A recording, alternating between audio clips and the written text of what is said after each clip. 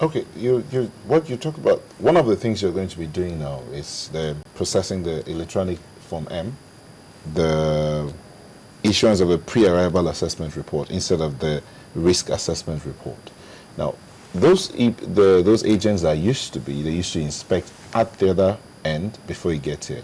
Would the customs be able to handle that? Would you be inspecting at both ends, or is it just when they get to Nigeria? No, this is the beauty of the new system, and this is what customs has tried to do on the sidelines in the last 4 or 5 years for a complete automation of our process. We have brought all of this as added value to what we are doing, even when the pre-shipment inspection companies were working with us. The pre-arrival assessment system has an added advantage of being automated. The processes are completely automated. You talked about the Form M. Before, most of our banks are in Lagos Island. The pre-shipment inspection agents are in Lagos Island. Can you break it down, the Form M? The Form M is a document by the Central Bank of Nigeria. It's an official document that when you need to make an importation, this is a form you need to fill to declare your interest, and then it captures all the basic data associated with the import. So that is the first import decision that you take. So before, importers, agents will have to commute between VI, Lagos Island, and Apapa ports, where Apapa ports, Tinkan Island ports, transport situations. You could begin to replicate that all over the country. Under the PAR system, what the customs is doing, the system is completely, automated. We are starting part off with electronic Form M. You can, sign it up, you can register. Sorry, is it the same thing as the intention of the president? Because I remember the president once said this, as well as the coordinating minister for finance, saying they want to reduce the days of the number of hours spent getting your stuff out of our ports. It's all part of a bigger program of transformation, because when we talk about doing business, there are so many things associated with the cost of doing business in Nigeria. The port sector is one big chunk of it. And if we get it right in the port sector, we are hoping that other sectors, just like what has been achieved in the telecom sector, in terms of taking the best advantage of IT to drive most of our operations. Will this also be helping us in the area of quality of goods that come into the country? Because, people really, they wonder how some of these substandard products come in, even though I know you're not SON, but they come through your ports. Yeah, I appreciate the fact that we are not SON, but the added advantage of the PAR system is that it offers us a shared platform for collaboration with not only SON to ensure quality assurance, but also with other agencies of government that are involved in importation. For example, NAFDAC, SON, Plant and Animal Quarantine. We have a platform that we can share intelligence with them, that we can share information with them, and we are hoping that this will help us in our build-up, in our gradual build-up towards the evolution of a single window system. Before, when we have these pre-shipment inspection companies, 3 of them, people go to them one by one. I have this consignment, and then, like I said, you go back and forth. Now we have an electronic platform through which people can hook up to us. And we are making this platform, we are putting this platform at the disposal of the traders. Just during the week, we were able to commission a center at Trade Fair, Alaba, where traders, ordinary traders, electronic importers can go and learn about how they can open an E-Form M, how they can make their declarations, how they can, access the trade-up, Nigerian trade-up, which is another added value that the customs has brought into this process. One second. The question I asked earlier was, in terms of inspection of these items, would you be inspecting them only when they arrive in Nigeria? Or do you have agents, or is the customs itself going to inspect on the other end, or are you working with the other customs of the other countries? Thank you very much. The process is called pre-arrival assessment report. Ahead of the arrival of your goods, customs already has information about the goods.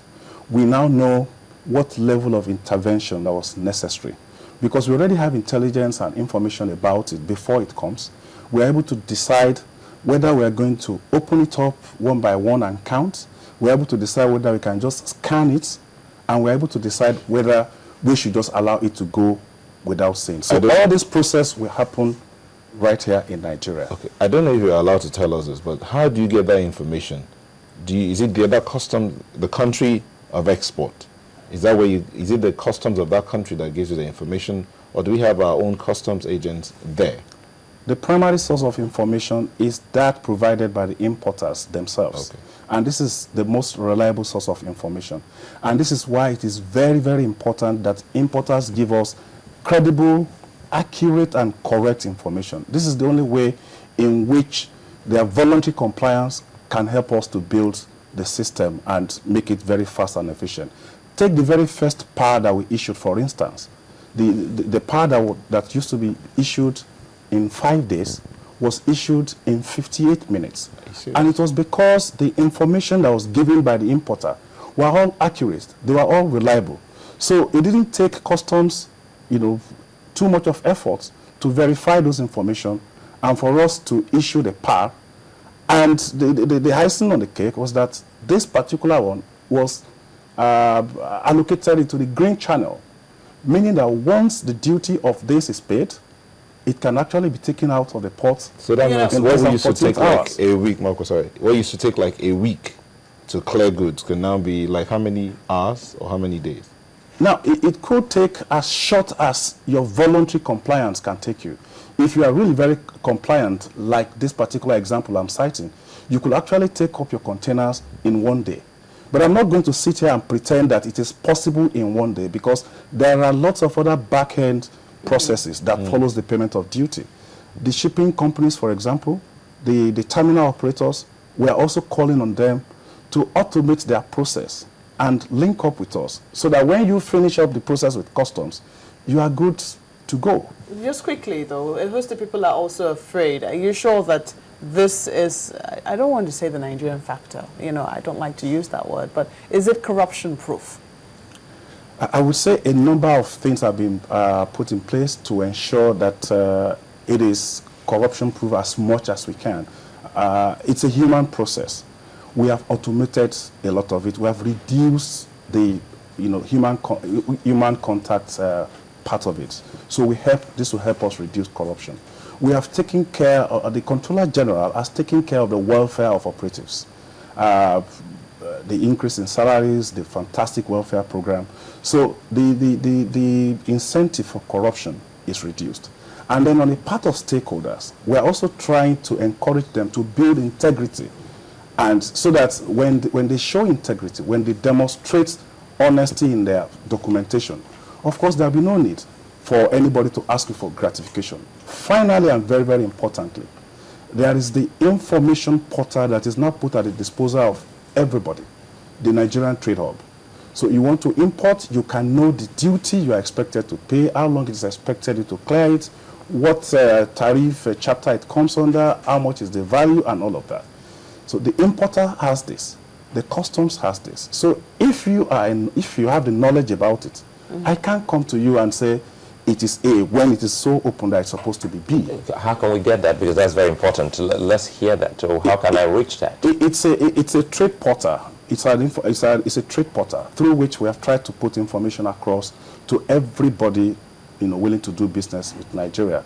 It's on www.nigeriatradehub.gov.ng. Okay. And it's online, 24/7. People can access it, and they can get information about importation. And it's also very interactive. I think we really out of time. We have to go. We hope that the importers, as well as the individual importer that has decided to bring in any goods into the country, should be able to access that and see the exact amount he or she will be paying on that import duty. Well, we were going to ask you about waiver. Well, can you do that in 30 seconds? We were told that you lose, at least I think that's from the Controller General rather, that you lose about 603 billion naira to import waivers. And there's also been this argument about abuse of waivers. What's the customs doing about it? Well, no pains, no gains. Some of these waivers are actually necessary for us to, re-engineer and build, the real sector.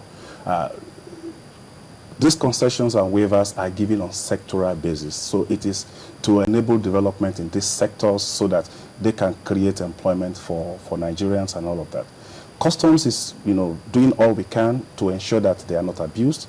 And that is why often we raise some of these alerts when we notice certain sharp practices. It's a continuous process. We'll continue to engage with the Ministry of Finance to ensure that this achieves the objective for which it was set up.